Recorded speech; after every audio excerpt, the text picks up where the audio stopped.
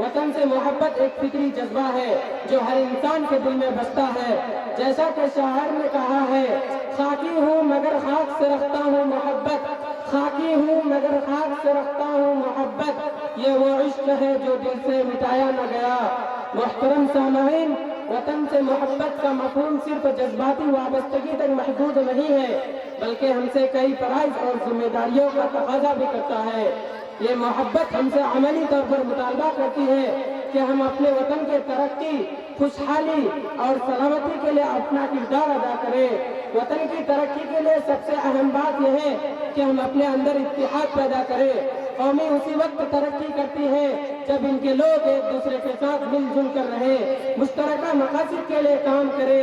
جیسا کہ شاعر نے کہا، ملی نغموں کی خوشبو سے مہک اٹھے فضا، ہم سب کا عزم ہو اتحاد اور وفا.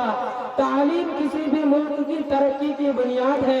ہمیں اپنے آپ کو اور اپنے آنے والی نسلوں کو تعلیم کی زیور سے آراستہ کرنا ہوگا تاکہ ہم دنیا میں اپنا مقام بنا سکے.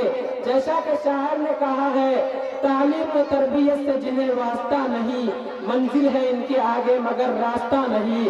ملک کی ترقی کے لیے دیانت داری اور ایمانداری لازمی ہے. ہمیں اپنی پوری فرائض کو دیانت داری سے انجام دینا چاہیے، چاہے وہ کسی بھی شعبے سے متعلق ہو.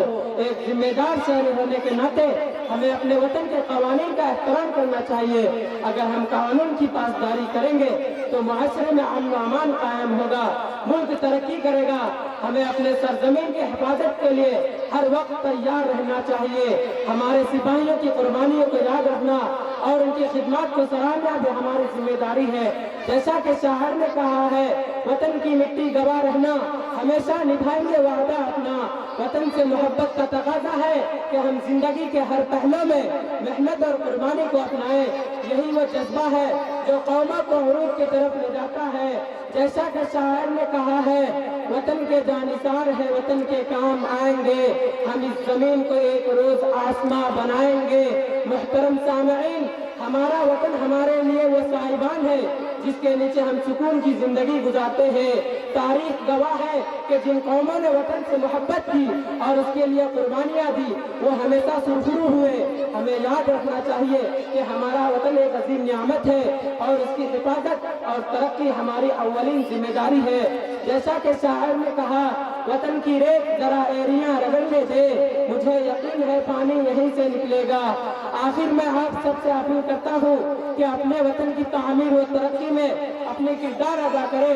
آئے عہد کرے اپنے وطن کو دنیا کا بہترین ملک بنانے کے لیے اپنی پوری توانائی صرف کریں گے.